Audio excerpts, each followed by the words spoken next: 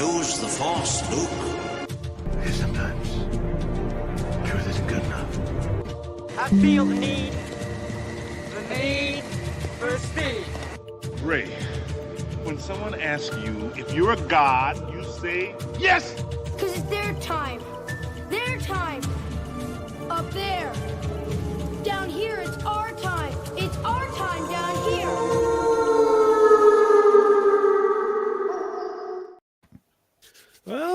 Well, it's Wednesday again. Who'd have thought? And Wednesday means FrostCast. And this Wednesday means FrostCast with its original line of programming. Back on the topic grind, Daredevil Born Again is over. Go check out our reviews. We covered that. We're going to get right into a very in-depth list of Star Wars news, announcements, rumors, all kinds of stuff. Because they might have had a little show this weekend. You might have heard of it. It's called Celebration. It was in Japan. Lots of stuff come out about the stuff that they have planned, and we're going to take all of that with a grain of salt. We're going to say that right away because, as we know, no company loves talking about stuff they're going to do and that never materializes than Disney. So let's bring in the king and we'll get right into some stuff. Dude, it feels weird, actually. Hey, look, and Peep's here too. Great. So we'll just bring him on. Hey, dude, well, good to see you, dude. Good to see you. Lots of topics. Lots of stuff from Star Wars. Feels weird that we're not talking about a show on FrostCast, and we're going to punt our Andor thoughts into separate videos later in the week. Yeah, we have some catching up to do because if you guys didn't know, Andor season 2 started last night. There's 3 episodes. They all ran like 45 minutes or so. So we decided to give ourselves a break, and we're going to kind of piecemeal them out and then record a big video and cut it into thirds later in the week. Yeah, with them, with their drop schedule of going chapter 1 through 4 weeks, 12 episodes, three per week. I think that would be a better, so we could give you guys more in-depth analysis and have more fun just talking about that instead of trying to cram it into an hour or whatnot. But it's weird being back on normal FrostCast, our normal lineup here. I'm looking forward to it, and I think it couldn't have come at a better time, given that we're getting out of a show format, of like a review on the show kind of format, and having news topics, because there actually is news from a big IP like Star Wars. You know what I mean? I didn't want to have to bottom troll, bottom feed for oh, this Marvel rumor's a thing. Chris Evans is back as Captain America, but it's the Hail Hydra. No. Let's just talk about some shit that actually made the news across the world. About stuff that people are maybe looking forward to, maybe not looking forward to. There's a lot. I threw a list of 9 things at you, from actor statements to, Kathleen Kennedy rumors. Those we take with not even a grain of salt. We just back the salt truck up and Kingsley opens his mouth and I just drop the truck and we just landslide it because you need a lot of salt to be able to talk about that nonsense. With her leaving in August, maybe. Do we just get to talk about that for 10 seconds? The rumor is back. I think I covered it. So she's gone. She's back again. She's out. But wait, she might be leaving in August. She's back again. The contract wasn't renewed. Oh, Irma Lurd, she's gone this time. No, she's gonna end up like the guy from Office Space. He's like, we fired him a couple months ago, and yet payroll glitch. It was payroll glitch. Yeah. Right, except she'll be in $1 trillion office in the penthouse over there in California with the storage boxes around her giant executive desk and the panoramic view out of her window. So it's not quite the Milton experience. You know what I mean? There it is. The Milton experience is not going to have the red statement piece. I was told this time I would get a piece of cake. No, she ain't doing that. She'll just get the whole cake. Yeah. All right. So we talked about Kathleen Kennedy. Let's get that. That's off the docket right then and there. To be honest, as soon as I sent the topic over to you about wanting to talk about John Boyega's remarks about fans and Kelly Marie Tran's remarks about fans, I don't care. They're going to say stupid shit that they think ingratiates themselves to the powers that be at Lucasfilms. And if it still sounds like they're willing to toe the company line, that the reason all of their shows suck is because of guys like us and channels like ours, then whatever, I can't help them. That's going to be beyond my pay grade. So, having said that, where do you think we should start topic-wise? King Z is currently having connectivity issues. Okay, then I will pick a starting topic here, and I'll run with it until the king tags me back in. I see you back, dude, but I can't hear you. And I have returned. Oh my God, he's back. Dude, our channel's under attack. That's what you say, right? Our channel's under attack. Disney and Yeah. Lucasfilms are trying to shut us down for telling the truth. We're not. That's under attack, right. They want to hide the truth. They want to hide it. They're trying to conceal. We have evidence that she's leaving in August. Can I even say that? Are we going to get sued now? Do we get to call Winterwolf legal? Like that I said, we have evidence. Allegedly. Allegedly. Now, woo! She's allegedly. King Z just on the save glove side. There it is. I love it. So I was going to start with a pitch of a rumor that I saw on one of the fan sites. Apparently it stems from a quote from Tony Gilroy. And I think this was, when I sent you the topic list, it was just kind of smashed into like the middle of the paragraph. So you might have glossed right over it. And it's nothing that you needed to research. I just kind of want to get your feel for it because we both enjoyed Andor season 1. We're keeping our Andor season 2 thoughts privately, even from each other at this point. We have not talked off stream, until we're going to convene at the end of the week and get into our reviews. But we like season 1. We're both on the record. You guys can go check out our other work on that.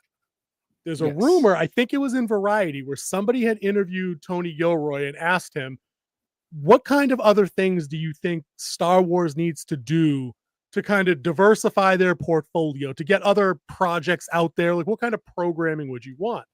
And taken in a certain context, when you read it, it looks like he was issuing a half joking response where he said, I don't know, maybe either a sitcom or a horror movie.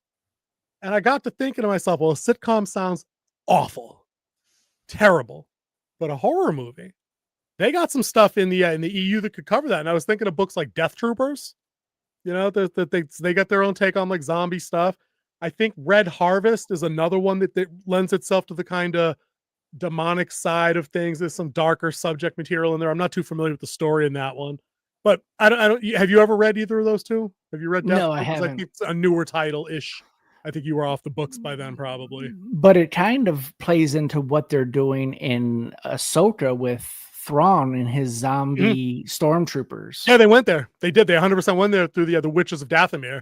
They 100% went there with the they did that magically. I think Death Troopers is more of a traditional bio weapon gone wrong kind of situation that creates zombie stormtroopers that way. What do you think tonally? Do you think that Star Wars in the modern era should be looking into doing things that aren't the space opera? Like, do you think not that it needs its own category or big list of other movies that are fitting that horror genre, but does a horror movie make sense for them? Low budget, modestly produced, no wrecking of canon, so we don't need zombie Yoda or anything stupid like that. Would you want to see something rated R and a little darker? You could go that way. To make it simple, you'd have like a small team. They're out there in the outer rim, like they're expanding the outer rim. They found a new like desolate planet. And they land down, they're investigating, and then all of a sudden they're surrounded by monsters or the old inhabitants, like there used to be a research facility here or something. And then you go from there. It's a simple story that's just put in the Star Wars universe. So you have lightsabers and blasters, and you have them show up on a standard like New Republic, or I don't even know if you want to go in the future and like the sequel trilogy timeline. I don't even know what their transports were called or their new government. They destroyed Coruscant, so the New Republic is dead. So yeah, but you just have one of those transports come in, or you could have like you could go put it in the Empire, and you'd have like the stormtroopers get taken out by this. So you'd have some fun with it. I think a zombie concept like that could kind of work. And I think I have a copy of Death Troopers around here somewhere. Maybe I'll give that an actual read. But I think that's a perfect small scale horror story you could tell. You know what I mean? You could absolutely have something where they bring unknown agent onto a transport ship, so you keep the location small. You don't need to have it outside in the wild. You could just have a couple of sets that are your ship, like giant troop transport kind of thing. And you could break it down that way, kind of like something like Alien, something slow. There's something in there, and one by one it's a drop off. You could even go the route like The Thing. You don't know who it is. Like it could go that kind of route. There's a lot of options there. Pape's asking, is that Star Wars though, or is it just generic sci-fi? And I guess, my man, that's my kind of question. Is one of the things I run into all the time talking about Star Wars in real life, with old friends like King Z, my younger brothers, or people online, is Star Wars seems to have two camps, right? It's the space opera stuff. And within that, you've got the hardcore cadre of people that think that all of Star Wars is the Skywalker saga. And then you've got this other half of people that are like, well, there's a whole big universe out there I think they even touch on multiverse in one place in Star Wars at one point. So I mean, there's other places to go, other stories to tell. I like stuff like Tales from the Cantina, Tales from the Bounty Hunter. I like some of the Jedi. I like the Old Republic stuff that doesn't have to have Skywalkers in it. So I think I would be okay with bringing Star Wars into other genres that include darker content that brush up sci-fi against horror, as long as it's grounded in the Star Wars world. Like if I can get Death Troopers, if I can get Stormtroopers that have been infected by a zombie virus that uses some of those conventions, I might be okay with that, because I think I'm sick of everybody's got a lightsaber, everybody has the Force, stupid cutesy droids that will never be as cool as R2D2. I don't know. King Z, what do you got to say about answer Pape, like straight up? I think that you could still have it as Star Wars if you keep it within the universe. I think they do need to do less, because right now it seems like every 1 in 3 people can use the Force. I think they need to make it more rare, spread it out a little bit. Yeah, make it special, because I mean, we had 3 in the original trilogy, or 4 technically, because Leia was Force sensitive, but she wasn't an actual Jedi. It was only Luke. Okay, so Obi-Wan. 5. Luke, Obi-Wan, Vader, right? And Yoda, and Leia to that asterisk level, right? Yeah, I liked it that way. Yeah, it was, and they talked about like how it was because they exterminated all the Jedi, and then all of a sudden all these surviving Jedis come out of the world work. So you did have, I think, where they could go with it in like something different would be the, like you saw, what were they called? What was the new Empire called? First Order. The sequel trilogy was First Order. Yeah. So the First Order's now been defeated, and the Palatine's been defeated again. But the New Republic is also gone.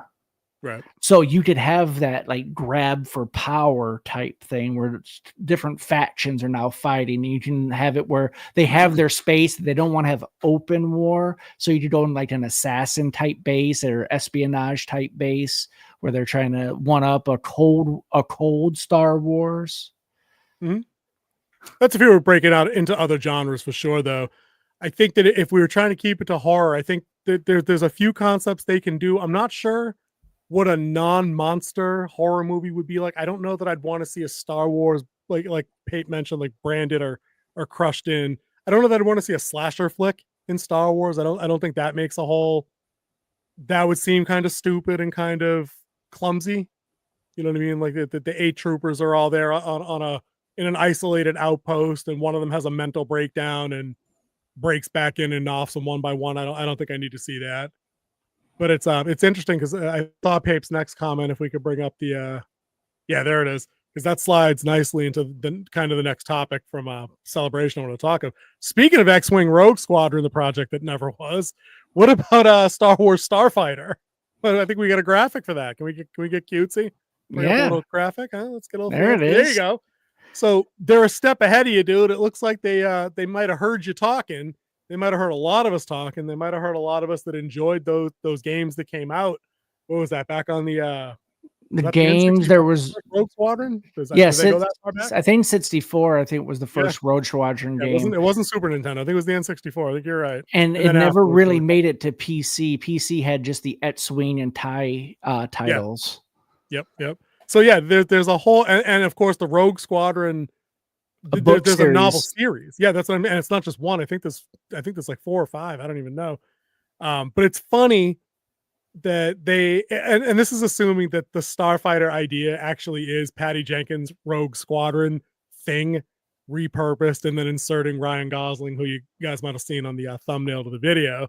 It would be kind of funny that once again, Disney, progressive as all hell, trying to empower diverse storytelling voices, empower women and all that, shut down her project for reasons, and then go ahead and co-opt it and turn it into, if that's what they did, maybe turn it into Starfighter and stick Ryan Gosling in instead of, Rachel Zegler or whoever. I don't know. She'd be a terrible X-Wing pilot. My God, that would be insufferable. I'd have to fucking shoot her down. I would. If she was like Gold Leader, I'd just roll up behind, drop in. She hit the trench. Sorry. I just like the simulator. I didn't think I'd actually kill people. Right. that I would proton torpedo that ass so hard it wouldn't even be funny. Star Wars, the conscience ejector. Conscientious ejector. that she'd probably nail that role. But yeah, so Ryan Gosling, star power, A-lister. You know, he's got some presence. Was the best thing about the Barbie movie for a lot of people, myself included. If he's playing a guy that's does this have shades of like Top Gun Maverick to it? Like what kind of movie do you think? Because there's no details beyond Ryan Gosling. No details. Yep. What kind of X-Wing movie do you need? Do you need a book adaptation? I assume they're going to draw from several of these books, cram a couple of elements together like they tend to do, not just go one for one. What do you think? What do you want from Starfighter? And will it suck? I mean, what do we know? Speculating. Yeah, it's just straight speculation because there's not even a script together yet. Oh, right. Yeah, it's just an announcement. It's like, we need Ryan Gosling. How do we get him in a movie? Let's just name a movie and then we'll write it from there and write it around Ryan Gosling, which I think Ryan Gosling's a great actor. I mean, he has a great range. He has great comedic timing. He does a fantastic job. I loved his movie, The Fall Guy. He did great in Barbie as Ken. Yeah, he's not just a pretty face. He's talented too. Yeah, for sure. And this is the movie. If you read up on this at all, this is the Sean Levy movie. Like, this is the thing that took like the top priority spot down there at Lucasfilms when they realized what a dumpster fire situation that Rey movie was going to be. Incidentally, was not mentioned at all at a Celebration, despite there having 47 different things that they announced and people involved. You know, they had Sean Levy there, writer director, with Ryan Gosling for the photo op. And I'm like, okay, they actually have a star attached. They got a writer-director attached. That's not unusual. We know people have come and gone from a bunch of Star Wars and Marvel movies constantly. It's like a revolving door. But I think this is the one they want done because I think this gives them the most opportunity to play towards the traditional audience instead of the modern audience. But do they have the stones to follow through with a traditional story like Maverick? You know, because I think that's what I need. Well, Maverick was Star Wars, so they would have to do something a little bit different. Maybe they'll actually do like Top Gun, the first one. Well, I mean, just I mean, like I hate to use words like edgy and cringe, but I'm going to use like masculine and edgy, not as over the top as OG Top Gun. Yes, they can't have a run on a Death Star at the end of this and blow something up. But I mean, we have like a sick dogfight versus the Empire's version of the Red Baron. You know what I mean? It's Ryan Gosling and that guy one-on-one at the end in a sick-ass dogfight like Space Above and Beyond. That would be sick. I'd be down for that 100%. If they took it that route. If they do Starfighter and you put in the story of the first Top Gun where it's like the elite fighter school to become a starfighter, like you to be an X-Wing pilot, but then you to be Starfighter, and then they have like then you have your the internal of the academy and everything like that, or the school, and then you have the whole thing where his droid gets destroyed somehow by an accident, so he has to fly with it. He has to fly a new droid.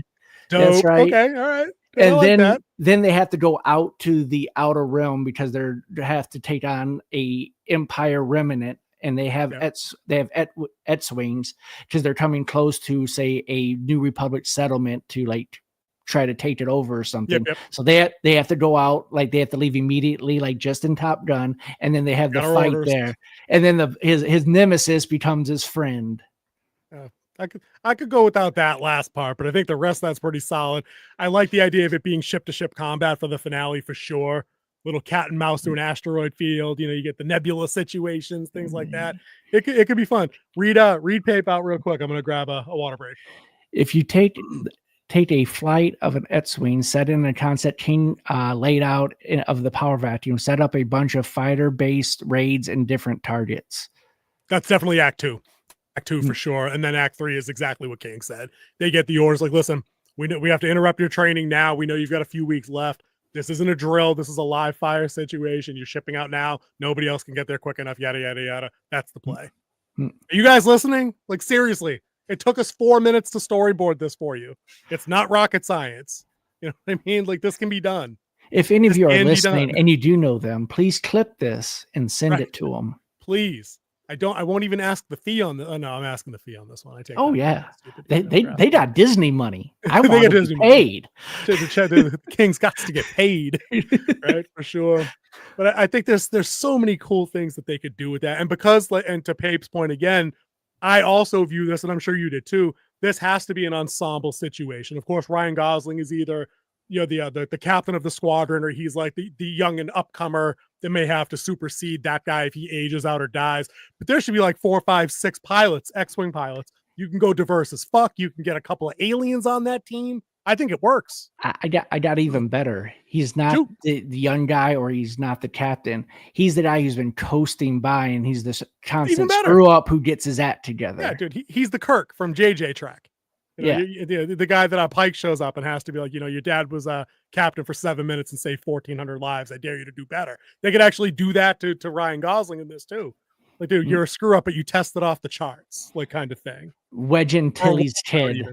Imagine if he's a washout, you know what I mean? Yeah. And they're so desperate for pilots, they have to bring his dead ass back. And then maybe he's the instructor. I don't know. It's fun to just spitball the ideas. And I feel like they're not going to do any of that.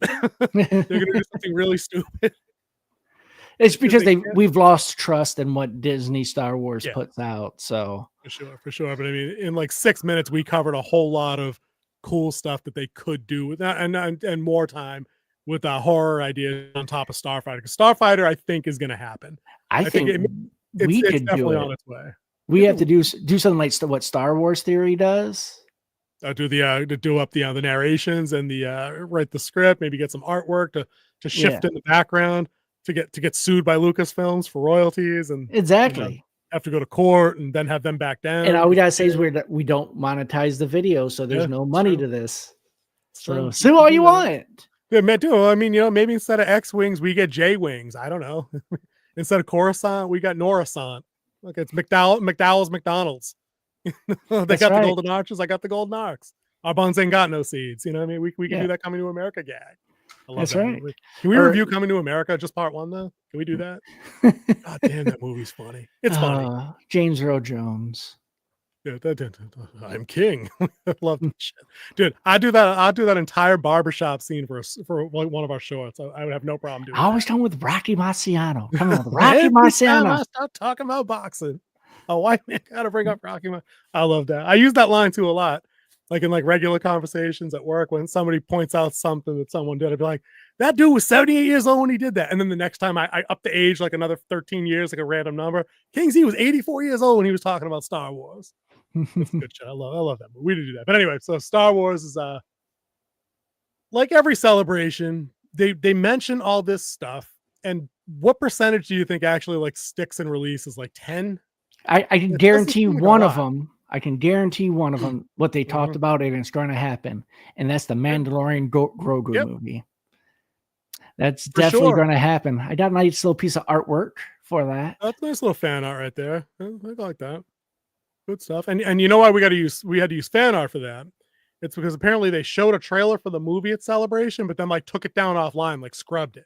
Like you can't find it anywhere except like mirrored sources on Reddit. It wasn't an actually trailer. It was rough footage, kind of like watching dailies cut together. Oh, I thought it was a teaser that they put together for the. No, it was just shots of what was out there. Yeah, they don't want that out there then. No, it's going to be rough. It's not color corrected. There's going to be no special effects. It just to give you a look and feel kind of what they've been doing. Did you happen to read up on what it was about? Because I got a description I can lay on you for your take if you want. I did not read what it was about. Well, let me break it down for you and for the good people listening later and all around the world. Apparently, they got slick and they actually borrowed some of our stalker concept from a little while ago. It's apparently Mando infiltrating an AT-AT walker's troop compartment and taking a bunch of dudes down like one-on-one as they all wait Bruce Lee style to take their shot at him instead of just attacking en masse. But I guess it got pretty gangster in the version that people saw, and Mando does look like a badass. And it's Din. It's not Bo-Katan. It's not anybody else. It's definitely Din Djarin. Now, whether or not Pedro's in the suit, I mean, we know he's not in the suit. It is Pedro. Is it Pedro? I figured he's probably just at home, voicing it. I don't blame him. He's busy. No, Pedro does most of his own stunts. Does he? Yeah, they reinflated his head after his eyes got crushed in Game of Thrones. They probably needed that. They needed to plug that hole in the back of his neck too, from where she did. Yep. It just kind of regenerates. You could see him in there with the bike pump. It was like trying to just put him back in there like a Looney Tune. Yep. And the whole time he's taking things down, 1v infinity. Of course, Baby Yoda's in the background, like trying to steal food and doing a cutesy. Yep. That's what Baby Yoda will do. Yep. Try to find So- something to eat. Yeah, of course, because that's his thing. He force chokes people and eats nuggies. Like I guess that's Yep. the whole character. And that's development will be there in force 5 years. lightning as he burps. Imagine that shit, a force fireball. That'd be And he kind funny. of burps to the side and Scorches a droid that makes a high pitched sound, and all its components freak out like R2s. All right, whatever. So we know this one's coming, right? Because it's John and Dave. It's not, dude. I don't consider it bankable because I saw Mando season 3. That shit wasn't bankable. That was anti-bankable. You were no fan of season 3 either. You started strong. You started okay. But when we got to Captain Swamp Thing Space Pirate, I think you were like, I think the wolf might have been right on this one, but we're going to ride it out. It's going to get better. Then it didn't. And then Jack Black and the other chick happened in episode 6. And we were like, okay, we're good here. yeah. So is the movie bankable? Because it's just these two on what we know of it. It's just these two on a hunt. They're on a bounty hunt mission. There's going to be friends along the way. Obviously, it's an interconnected Star Wars thing ensemble. So that's going to happen. But I think does they this have move the needle? Rangers in it too. I think I heard that as confirmed well. The Rangers. We're What's gonna get his that. name? The purple guy. We're getting Zeb from Rebels. Yep, Zeb, for sure, yep. because I think he was mentioned specifically in the footage that we were just talking about. Yep. He was part of that. Is it Captain Carson? He's the Asian pilot. He's kind of middle-aged, heavyset. I think Yeah. he's in it as well. From 'Cause I think Kim's he's- Convenience. From Kim's Convenience, right? That guy, because he's the one that Mando meets up with at the end of season 3. He's kind of a recurring guest role in that season 3 that he was going to be a big part of Rangers of the New Republic, of the other Rogue Squadron thing Just that didn't happen. no Carl Weathers. Yeah, big sad. And we checked too. We checked for Happy Gilmore. Yeah. So maybe he did something for this, and this has been in production for a little while, hasn't it? I think he was already sick when they Was he started passed before they production. started? He this? wasn't passed, but I think he was already sick. Like he wasn't doing anything. I see. That's too bad. Yeah, maybe we get a special note, but then again, Disney's cold-blooded as fucking. They don't do special in memory, in memory of kind of sentimental stuff. So they're probably just telling him to go pound sand and use his likeness anyway. Wouldn't put it past him. Scanned his But- face and put it on You know what I mean? a younger actor. They'll run, Rocky, 1, 2, 3, and 4 through Chat GPT. Get the Mhm. voice scanning going on, and then a whole new Kreef Garga that sounds a little different, 25% different, so they don't have to pay his family. Scumbags, did I? Rebel scum. But the story You to were Mando sent and to Grogu, destroy them, not to I know. become them. and and she did. I can hear George Lucas like reenacting that scene in his head about Kathleen Kennedy. Well, Yeah. she was his hand picked. You think I he did that know! on purpose for her Dude, to ruin it? That too. We should have like Sora from Chat GPT recreate the scene from Mustafar, where George Lucas is Obi-Wan and Kathleen Kennedy's all burned to ash on the lava bank, and Lucas tells her, you were my pick. You were supposed to balance it, not cover it in darkness or whatever. And then she's just like, I hate you. Fucking perfect. Oh Christ, that's a good point. I see Pape got a good point there. They may have footage from the TV show they could use. That's they could throw in stuff like that in a flashback. That way they don't have to use his voice or have something weirdly inserted like out of context, like they did with some of the Leia footage from episode 9. I thought that was really morbid and ghoulish, and that did not sit right with me when I saw Rise of Palpatine. And then also you Not have cool. the Tarkin face from Rebel 1. That was just weird. Like that was just uncanny valley weird. The same as when they stuck Leia in for also At the in very end of Rogue it. One. Yeah, the very At end the of very it. end. Like it just looked like waxy and robotic. Like seeing her knowing she had passed and then having shots of her from behind and them having one of them be her hand falling like from the side of her body as she died like on the table. It was just ghoulish. Wasn't a fan. Unnecessary. But story-wise, I just want to talk about Mando and Grogu because I don't know if you even caught the synopsis there. They're on the hunt. They got to rescue or they got to protect Rada the Hutt from a rival bounty hunter that may be Cad Bane, also from Mandalorian, the dude with the Western get up that we didn't get a whole lot of. Shot the sheriff literally. I Yeah. was like, oh, he shot the sheriff, and he also shot the deputy. He shot them both. I don't know if you noticed. Yeah, he did. Yeah. So the song did not hold up. It did not hold up. But so they're on a protection mission, which could be interesting. But I don't know. It's a Clone Wars character, which makes sense because it's Filoni's world. Yeah, So that's kind of what he created. Right. And the hut that they used, his entire shtick is he smells bad. Like I've seen this in memes. Like I guess that's like his thing. He's got a lot of gas. So buckle up for fart jokes in Star Wars. We did mama jokes, if you remember. Yeah. Poe busts out the mama jokes. How do you feel about fart jokes in your Star Wars? You ready? I mean, they're easy laughs. Not in Star Wars, dude. It's kind of stupid. It's kind of stupid. For sure. So I don't need that. I don't need that. So yep, they threw it up that Darpy's back. So welcome back to the show. Hey. What's up, and dude? No, I have not got my tickets for Revenge because I do believe I'm going to go see Until Dawn this weekend. So I'm going to try and get out to both.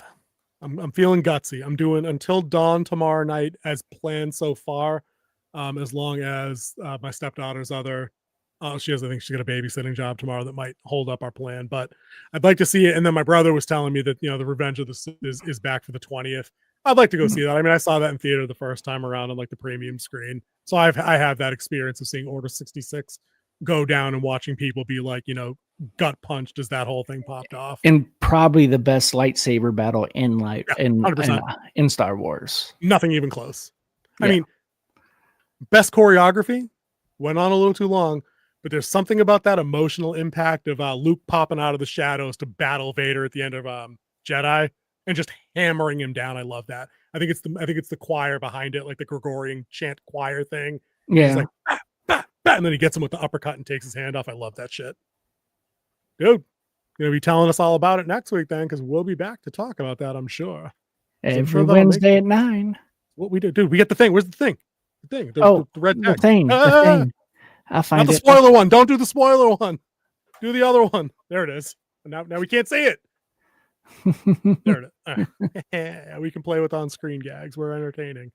So let's wrap up the Mando Grogu topic, right? No, let's stay on that for a second. What would be your top 3 lightsaber battles?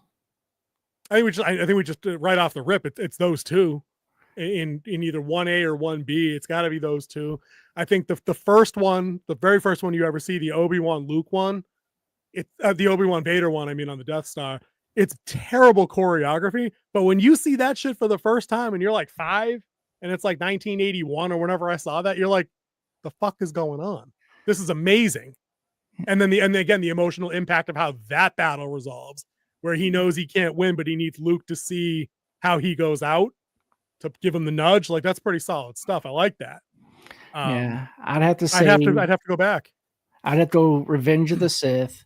Then I'm going to go with Phantom Menace. That would probably be my third. Yeah, the 2v1. Yep. I think that was a really good one. If you want to bring in animated stuff, and I don't know that you've seen them all, dude, Qui-Gon, that was a good one. Yeah, I was gonna go with the one where Obi-Wan defeats Maul 1-on-1 in the rematch, and and it's like 5 seconds because he's that good. Oh, after he regenerates and comes back, and then basically Obi-Wan, he basically holds him as he's dying. Again, if the saber battle doesn't have to be long, it needs to have an emotional punch at the end. Another great one from animated stuff is when Ahsoka fights Anakin as Vader and barely escapes with her life, fights him to kind of a standstill. Good stuff. I mean, I think that most of them are pretty good for the most part. Nothing in any of the sequel trilogy does it for me, though. No, nothing there. Nothing in their new shows or anything like that is really. I was trying to think of Ahsoka. Is there anything in Ahsoka worth a damn lightsaber wise? The only one that was really good was in the first episode, the very beginning, when she pulls out both lightsabers, does the circle thing and then falls down. Slick. That was the coolest. Yeah. That was pretty slick. But any of the battles she had with like your boy that passed away and got recast, and we were going to talk about that just in a quick second there on Balin Skull. She had a couple of good 1v1s where he battled her to a standstill. That was okay. I had like one other one, and now I can't remember. It definitely was not Sabine and what was Stroll's Padawan's name? Oh, Shakti, something like that. Yeah. Those were lame. Yeah, but I'll those are say pretty this: bad. it wasn't a battle, but the entire 3-minute long sequence where Luke shows up at the end of Mandalorian season 2 and demolishes Yes, that was pretty good. Dark Troopers. That's fucking incredible fight choreography. That was amazing, especially when he gets off the elevator. Sick. If he's deflecting shit behind his back and force pushing shit, it was crazy. If that happened while at a theater, like if that was the end of a movie, crazy. And then the pop that would have got from the people there who were watching and didn't know for the first time when they see that X-Wing come around. Dude, it's Avengers Endgame assemble level of like fan excitement. Yeah, like, it would have been on that level, or it would have been at least on the level of like when the portals opened and people started to figure out what was going on. Like, oh, it's an X-Wing. Well, we have X-Wings. Oh wait, it's a hooded figure with one black glove. Oh shit, the lightsaber opened and it's green. It's like it's ratcheting. You know what I mean? Yeah. So cue it up. Like I think there's not really any bad lightsaber shit, but yeah, there's definitely some better than others for sure. For sure there is. I wanted to get your take on, to get out of the Mando Grogu topic. If you weren't going to talk about it on a YouTube channel, based on your experience with watching season 3, would you go see it? Or is it not Star Wars enough for you to tip your needle? If they did it after season 2, I think it would have had a more excitement towards it. It would have drawn more fans to it, because the way season 2 ended, we just talked about it, was fantastic. Yeah, if they would have said that, if they were filming this movie while that was while people were watching it, and then it dropped like 6 months later, they would have broke box office records. I tend to think so, because that was definitely a high point in Star Wars' recovery. After a bit of a dark period, people were hyped to see that. It seemed like an obvious FU to the finger of some of the an FU finger to some of the other stuff that was going on. I remember in that scene, Luke Skywalker comes in and basically says, "Talent without training is nothing." Like, who you think he's talking about there, Ray? You know, like, so it seemed like it was going that way for a brief minute. All was right in the galaxy, but no, they went and did some things and some other things, and here we are. And here we are. And here we are. So what was that next thing about? So I was going to say that they officially announced the replacement for Ray Stevenson as Balin Skull is Rory, not McElroy. No. And it's Rory McCann, the Hound. Yeah, Game of Thrones, taking on the role. I saw a cool picture. I should have pulled it. It's Balin Skull with the hood up. He's got the big thick beard on. So they have a concept picture. I think it might actually be this guy, like in costume, with the beard and the hood up. Dude, they're pretty, like, not just stature wise, they look kind of alike. Like, they look like they could be related. So I think that's a pretty good recast. We don't always get good recasts or recasts at all. Yeah. They could have just cut the most interesting story out of Ahsoka and then. Dude, and I think we said that was probably what they were going to do, because around the time it happened, we were probably referencing Wakanda Forever and making stupid decisions to make Shuri Black Panther for a movie, and not just, respect or not recasting a role, which I think would have been more the right thing to do, to get somebody to or get have in there. A new fight for the new king, and then just have a new Black Panther to do something, you know what I mean? But I'm glad they went this route. Like you said, dude, there's not a lot interesting on Ahsoka at all. And that guy's quest to be something like a dark Jedi-ish, a gray Jedi in the middle, like playing his own Game of Thrones kind of thing. Like that's the most interesting thing. Trying to undo what everyone else did to the Force. He said that, didn't he? Yes. Yeah, that's what he said. That's his mission statement. Because he knows the Sith aren't right and neither are the Jedi. So yeah, by the time this show rolls around, I think that there's evidence in abundance of that outlook. So the only difference is he murdered like 17 innocent people to get there. So he's not above scrutiny. I am no Jedi. Good line. Got the orange saber. Not bad. His apprentice, which is like a broadsword looking as well. Yeah. Saying it. And it was that way without the stupid cross guard that Kylo Ren had. It's just about how he wielded it. And it looked like the blade might have been thicker-ish as lightsabers went. It looked like brute, When I first saw the cross guard of Kylo Ren, it looked kind of cool. Like I liked the idea of it, but it had no practical use. And then it would, like, when they do all the moving around, like the lightsaber is supposed to be more like a katana than it is like a broadsword, short sword, or long sword. Yeah, any heavy item. That's why they wear it on their hip like that, because it's drawn like a katana blade. Yeah. So having one with a cross guard just didn't make sense, because when you're doing all the fighting, you're gonna have that extra that other burn possibility on yourself. You're gonna do more damage to yourself. Severing, because your wrist is coming off, bro. It's a lightsaber. It was aesthetics. I get it, because even his fight style, you can see it when he fights Luke and TLJ. It's very Teutonic Knight.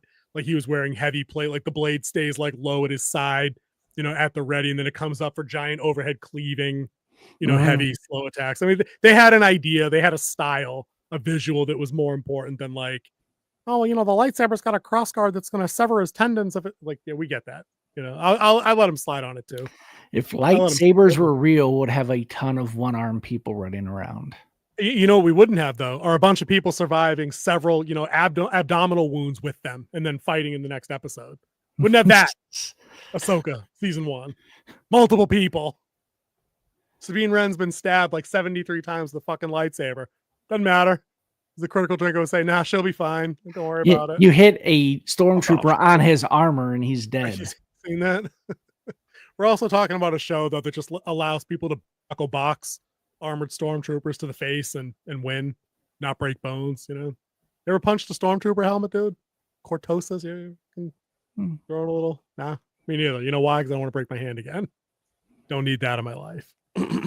I have been hit with a Kevlar before, so I know how heavy battle helmets are. How much ceramic plate do you like punching?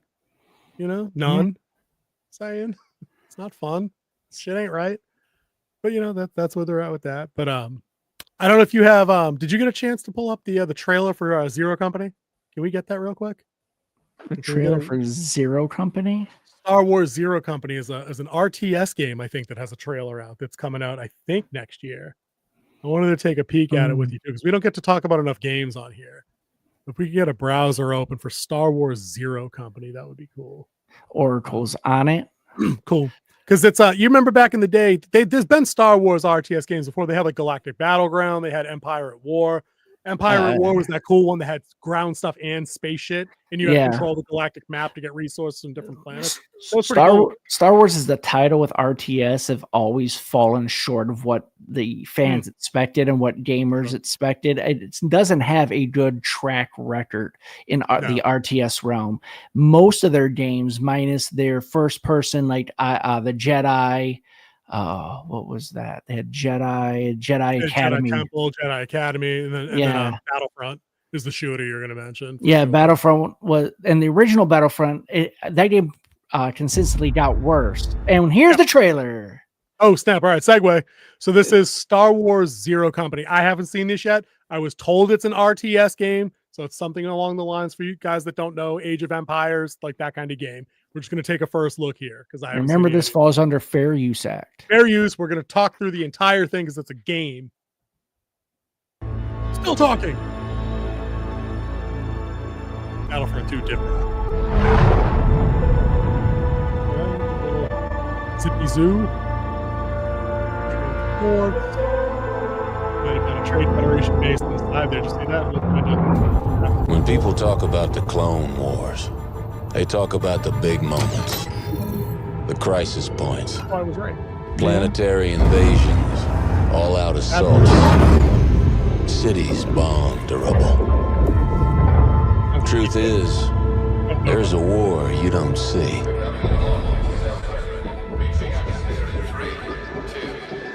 Who is it? The one fought in the shadows.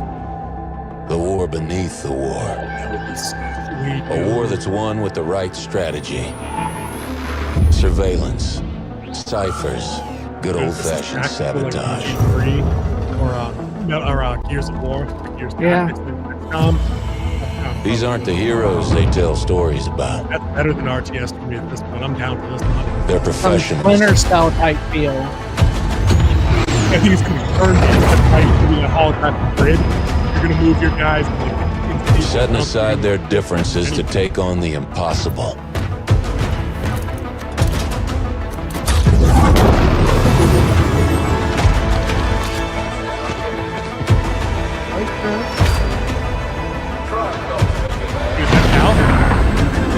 but that's the job, and they get it done. Order? Dude,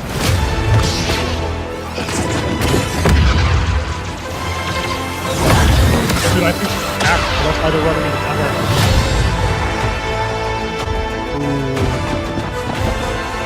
Oh, yes it is! I'm in. Oh.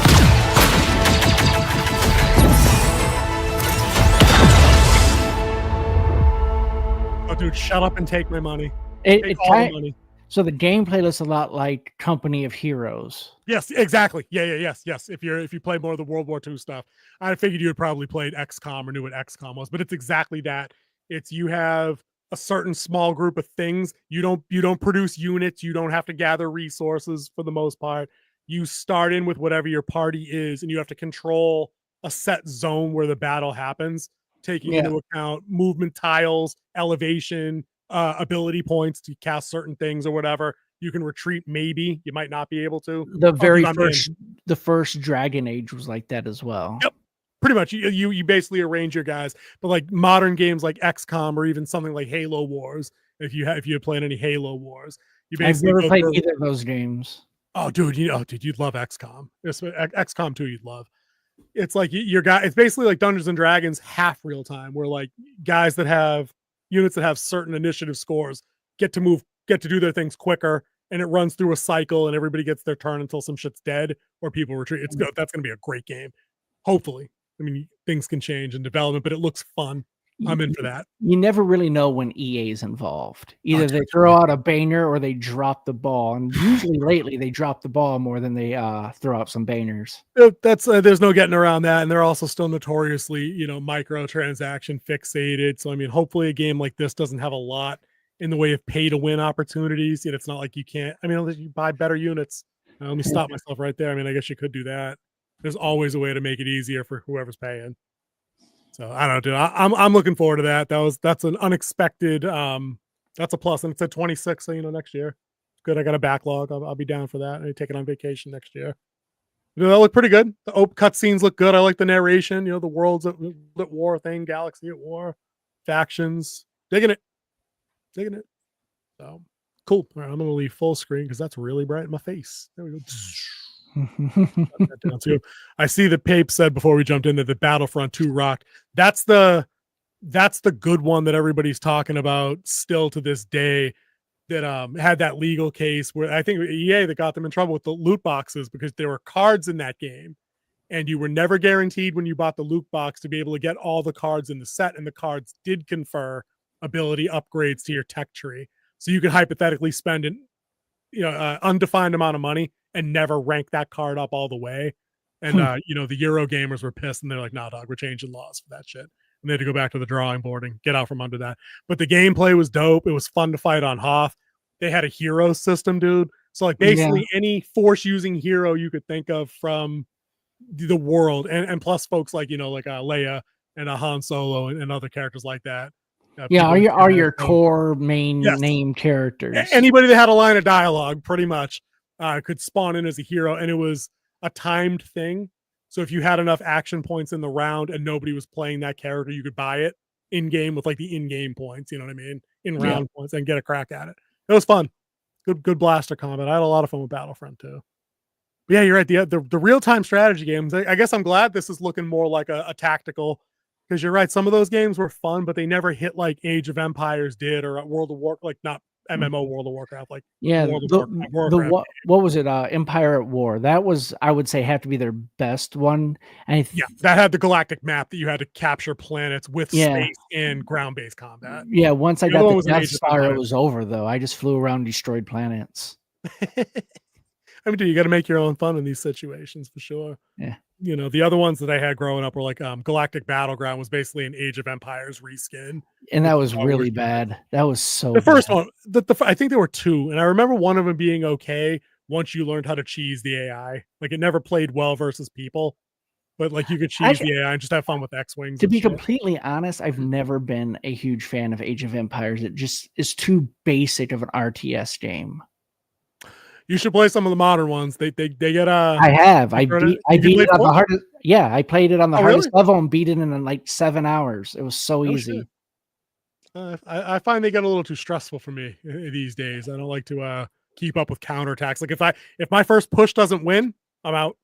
I'm good. I don't try to stick around. You're the old Command and Conquer, Yep. the tank rush. Yep, pretty much. Yep. If I can't get done with the first push, I'm just going to start over and cripple the. What was the your favorite Command and Conquer game? Is it 0 Hour? Zero Conquest? It was one of them had an expansion with that title. So I don't remember which numeric. Oh, that was Generals. Generals, yes. That was my favorite one too. I used to win money in tournaments with that game. Nice. And it didn't matter what general I played with. I had my tactic. I knew what to do, and they couldn't stop me. I played whoever the allies were, and I ran a lot of helicopter gunships early because those were just fun to move around and watch them like rocket pod, like AoE damage, some shit. And I like dropping troops to garrison a building. That was a fun tactic of mine too. Yeah, we used to drop a transport chopper on top of a big building and lock it up. Yeah, I think my biggest win, and this is where everyone threw in money. There was 10 of us. I think we each threw in $150 at the time. Nice. And I took that one against another captain in the military, and he was using the laser general. I was using the Air Force general. Laser general was all right. That not bad. I think that was one big on that defense. But yeah. I know his weakness. If you have the laser general, there's one big weakness for the laser general, and that's power distribution. Yes, of course. Yeah. And that was God. Yeah. I was saying the one person that they always didn't take account for was the Colonel Burton character. And I would rush to get him in there to get across the bridge before he put his lasers up on the bridge. Yep. And then I would just I would have my Air Force all set to hotkeys for attack. And then when he was there and he thought he was safe, I'd take Colonel Burton in there and just start planning C4 on his power plants. And then I saw the power go down, and then you see 10 sorties of two jets just coming in and just straight. I leveled everything he had, and then took the helicopters in afterward just to mop everything up. Yeah. He was so mad. That was my similar strat in like Age of Empires, Age of Mythology. Like I wouldn't necessarily fight your army heads up. Like I'd sneak the back and just destroy our houses so you couldn't rebuild units, and you'd have to commit to rebuilding that to like storage first. Yeah, and RTS games are fun. That's how I beat the main storyline in that game. Is that I just loaded up 10 helicopters with 5 troops in, flew them around the border of the map, and had them repel in right in the backside and destroy destroy the missile before it launched. Just had them all just fast roped in, and then those 10 just destroyed it. Yeah, because you can never walk through the front. You're going to get meat grinded into oblivion. Yeah. Pape's intimidated by the advanced takedown tactics of our RTS knowledge. It's all right, dude. We can play teams. We can play 3v. We can get 3 more people in here and play 3v, whoever. The one I never built fast enough for was the new StarCraft. Was it StarCraft 2 was the second 2 one? was as far as they went. Yeah, I didn't get into that as much as the first one, but the first one I rocked through college. I never I was playing against this one guy who was so used to it, and like he had like the spaceships, and I'm still like getting my base defenses. Battle cruisers. Yeah, before I could even do anything, I'm like, but I didn't play it as much as he did. I mean, he had like my Civ time, like me playing Civilization 7. Yep. I think I'm at the 980 hours mark on that game. No shit. Yeah, Craft 1 was big on LAN in college for sure. And you could do that. You just had to play smarter than other people that could play faster. And the unit that nobody valued at all in Craft 1 were the medics, right? So people would overcommit and just keep building Marines, and they throw in the occasional fire bats, like the flamethrower guys. Yeah. And like, all right, I'm gonna skip the fire bat, and for every fire bat you would have put, I'll build an extra medic. And then I'd drop them in behind like one siege tank, or I'd send one of the SCVs, like the building guys, and build one bunker, right? Stack that with, I think there were 4 Marines went in there. I'd put the rest on a fire line, but I'd put the medics behind the Marines, obviously, and they wouldn't die. Like you couldn't shoot them quick enough that they couldn't be healed, especially with the bunker also hosing you down and a single siege tank just dunking on you. So that first skirmish, I probably won that. If I won that first skirmish, I was probably winning that match. You know what I mean? Because the recovery time from you losing all your shit up front is high. Yeah. Oh God, those games are so much fun. Endless fun. And it's like that whole genre of games kind of just disappeared. I mean, I miss RTS games, and none of the new ones, like they're trying to bring it back, but they just don't hit right. There's Yeah, think about all something. the other ones they had. They had all old Warhammers. They had Dungeon, was Stronghold. Yeah. Stronghold was a big series. Rise of Nations, Rise of Empires were a couple of Rise of bangers. Nations. I Oh, love dude, I love that Rise of Nations, game. Rise of Empires. Loved Yeah. them. I love Rise of Empires slightly less. That was their follow up. It only had 3 factions, but they were all different. One Yeah. was Arabian themed, one was steampunk, one was like Aztec warrior, alien tech thing. I Yeah, dude, believe those games are dope. the second disc, the expansion pack that came out, 'cause they didn't have DLCs back then, it was all expansion packs for Rise of Nations, was the Cold War one. And like you could just shoot nukes all day, but once you hit a certain threshold, then you destroyed the whole world. But That's it was wild. it was enough to walk through the map. Yeah, Rise of Nations, I got a lot of time into the Age of Empires stuff for sure. That I would try any of them these days, but the problem is, I think, like you said, I think they get overcomplicated on the tech tree, and that makes me like I don't have enough time to memorize a tech tree to know which thing slots into which thing the best. And because you have to optimize, like you have to play, you can't play the wrong meta in a game like that. And that was one of the things I liked about Civilization, is because you could randomize the tech tree, so it's different every time you play. Yeah, I don't play a lot of Civ. Dope, cool. I have to remember that if I pick. What are they on now? Civ 7? Civ 7. They came out a couple months ago. I haven't got that one yet. I I'll don't send have money for don't have money for games right now. Well, it's like $70. Or the time, because I'm it's running like 7 different things. Like I'm every claiming week, time so. on my end. I'm claiming time on my end for sure. But I'm building time for that Dune MMO, not the Dune RTS game, which they have on Game Pass. My brother showed me the other day. There's I a used Dune to play RTS that one. came out. There's one from back in the day. I mean, I played on the Windows 3.1. Or no, I had 3.1 one for work new. groups. This is newish. Yeah, this is from like 18, okay. I think. Yeah, Okay. yeah. This is newish. And I was like, I don't have time to learn an MMO, and they suck on controllers anyway.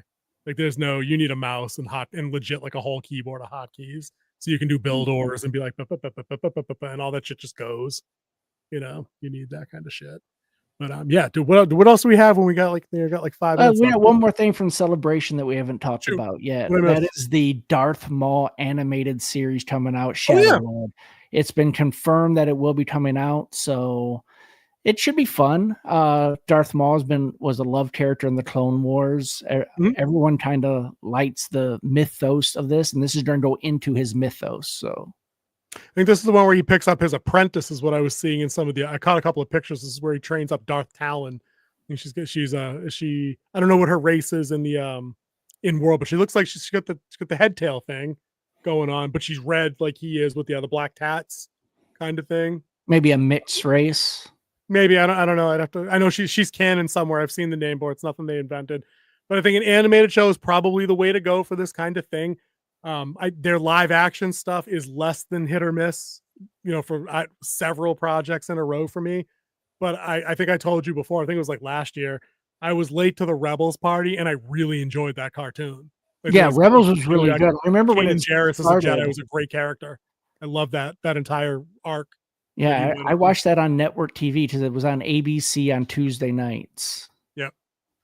Yeah, I thought Rebels was really good. I liked Ezra's progression as a character. It was much better on that show than it was on the garbage Ahsoka show that we got. Watching him grow up, it was cool on that show. Watching Kanan reconnect with the Force on that show was really cool, especially how he saved pregnant Hera and Ezra from like the giant refinery explosion. Dude, he held back an explosion with the Force long enough for them to jump onto his ship and take off. That's balls. Yeah. That's insane. Can't have that live action. Couldn't have that in Ahsoka season 1. Didn't need that. No, we got checkers thrown instead of 3-dimensional chess thrown. Space whales, and what we got was Chunky Thrawn. Let's throw that in there first of all. Oh yeah, he was a little big for those boots. For a little big for everything that I saw there. That was another thing. A little thing we missed there is that Filoni at Celebration gave kind of a mini description of what season 2 was going to look like, and these are his words, not mine. I can go back and pull the quote. Maybe we'll get it in the description below at some point. Where he said that like half the season is going to take place during a giant space battle. Nothing sounds more boring to me than that. It's just constant space battle for 4 episodes. Like, no, don't need that. Not the point. And it's Thrawn, somehow battling Republic for, because we knew this. Like they had followed him, they had followed Ezra back. Like that was the whole plan, is he was returning from exiled space to where they were. And I'm like, but when he gets back, what military elements is he commanding?